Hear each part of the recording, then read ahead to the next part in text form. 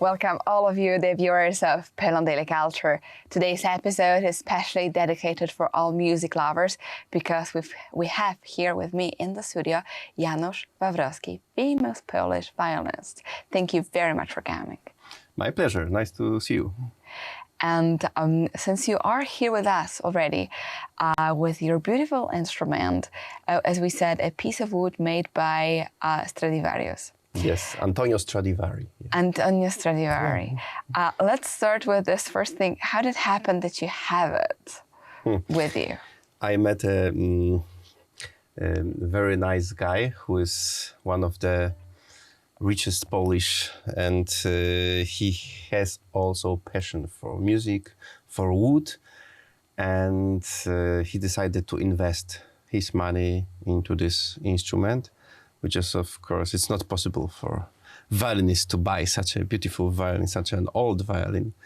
This violin is 1685. 1685. Yes. Looks in a good shape. Yes, it's absolutely Nice. amazing, and it sounds beautifully. Exactly. So that's my other question is, right now we have, after all, so much of modern technology and everything which enables us to look in details. Why is Stradivarius still the best? We would like to know, but it's not possible to have this knowledge now. But basically, what I know, the quality of wood makes a difference. So today we don't have such a wood because of the changing of weather.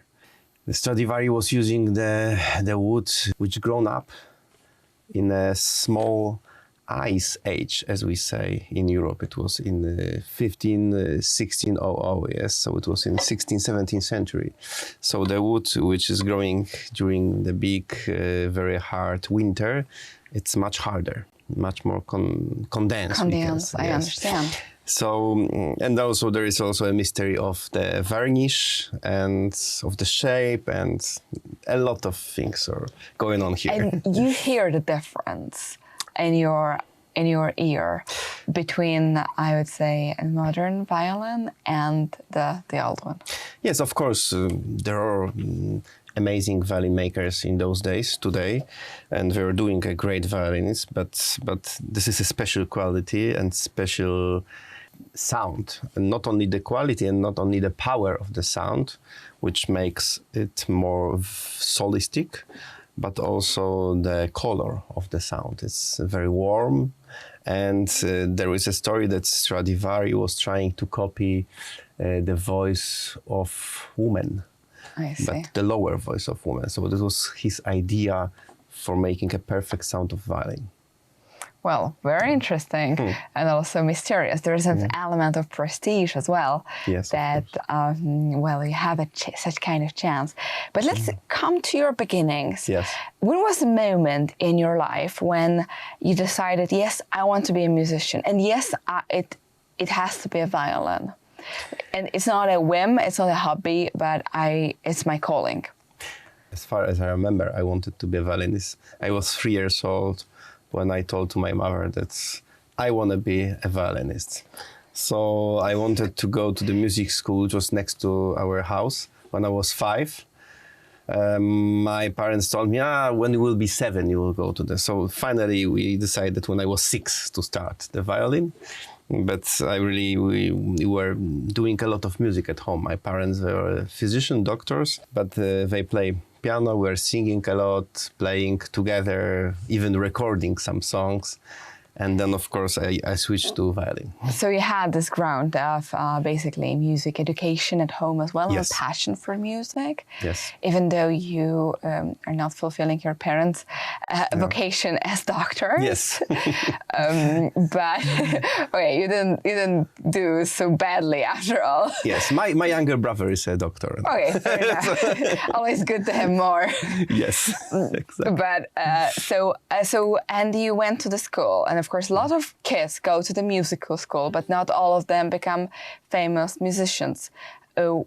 Why you're successful? Did you have a good teacher, or is it just talent? I think for sure talent, big talent, and a great first teacher, Janusz Wawrowski. He's from my city, and he was very passionate about the music. He's the man who can take you into the magical world of the music. You know what I mean? So he's not only teaching the violin, he also takes you to this magical world. I was in this beautiful story from the beginning. And of course, then he was working with me really hard. And I think the love for the music, the way I wanted to do it, very professional. I was imagining myself playing as a soloist with orchestras, and I was just...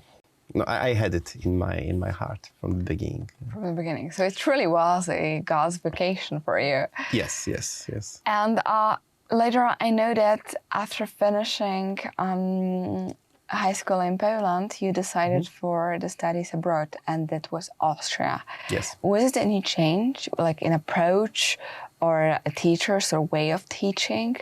Was it something different? Did you feel like it was a major step in your life as well?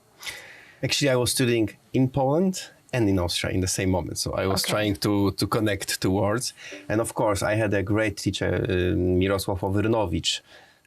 He died when he was 53, 54, just after I finished my studies with him. So your last student of him. Yes, one of the last students. And my master in Austria was Jair Kles. He is a Jewish teacher from Tel Aviv. And he was studying before in Belgium. So that was a little bit different point of view, you know, talking about technique, talking about the quality of the sound. But for me, for example, an experience to study Henryk Wieniawski music with the guy who is not from Poland, that was amazing. And I think in those days today, everybody should try to go and to try something different and try to connect these experiences, because I believe that our Polish violin school is really strong. We have strong traditions. We have great violinists and great teachers, but it's always, like different for pianists with Chopin. So it's always for us good to go and to try to something. We'll talk more about it in the next episode. And of course, to all of you, the viewers of Poland Daily, if you're interested in music, we're very happy to share this amazing experience with you. And also you can see how such a violinist work, and to see this great piece of instrument which we have here with us. So stay for another episode, and thank you for watching Poland Daily.